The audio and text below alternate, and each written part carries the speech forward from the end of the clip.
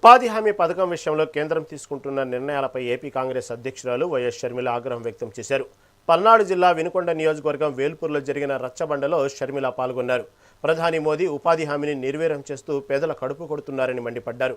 వలసలు, ఆకలి చావులను అరికట్టిన ఈ పథకాన్ని చంపేస్తుంటే అటు జగన్, ఇటు చంద్రబాబు, పవన్ కళ్యాణ్ ఎందుకు నోరు విప్పడం లేదని ఆమె ప్రశ్నించారు. రాష్ట్రం 11 లక్షల కోట్ల అప్పుల్లో ఉన్న కూటమి నేతలు రాష్ట్రాభివృద్ధిని గాలికి వదిలేశారని విమర్శించారు. పేదల సంక్షేమం కోసం మళ్లీ కాంగ్రెస్ అధికారంలోకి రావాల్సిన అవసరం ఉందని షర్మిల పిలుపునిచ్చారు. ఇక కాంట్రాక్టర్ కు లేబర్ సప్లై చేయడానికి మాత్రమే ఈ గ్రామాలు పనికొస్తాయట. ఇది ఎక్కడి న్యాయం అని అడుగుతోంది కాంగ్రెస్ పార్టీ.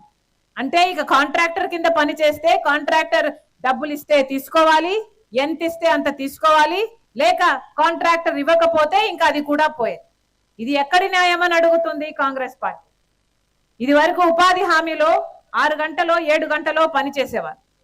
ఇప్పుడు బీజేపీ తెస్తున్న ఈ కొత్త చట్టంలోనట 12 గంటలు పని చేయాలట. 12 గంటలు మండు ఎండలో ఆడవాళ్ళకి కాదు కదా, కనీసం మగవాళ్ళకి పని చేయడం కూడా చేత కాదు. ఇది ఎక్కడి న్యాయమని అడుగుతుంది కాంగ్రెస్ పార్టీ. అంతేకాదు, ఉపాధి హామీ చట్టంలో మొత్తము డబ్బులు అంటే పనిముట్లకు తప్పితే మొత్తం డబ్బులు కేంద్ర ప్రభుత్వమే పెట్టుకునేది మహాత్మా గాంధీ ఉపాధి హామీ చట్టం కింద. కానీ ఇప్పుడు బీజేపీ తెస్తున్న ఈ కొత్త చట్టంలోనట 60% మాత్రమే కేంద్రం ఇస్తదట, మిగతా 40% ఖర్చు రాష్ట్రాలు పెట్టుకోవాలట. మన రాష్ట్రం పెట్టుకునే పరిస్థితిలో ఉందా? మన రాష్ట్రము ఇప్పటికే దెబ్బతిన్న రాష్ట్రం.